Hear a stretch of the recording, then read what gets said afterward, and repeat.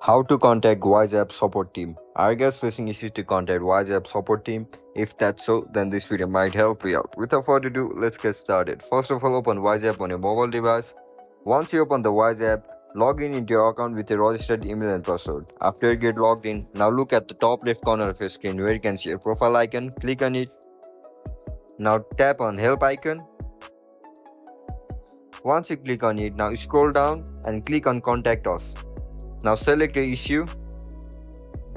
Now click on I still need help. Over here you can select multiple options. If you want to call them, then just simply tap on call, or if you want to email them, click on email. Over here you need to write down your issues and click on send messages.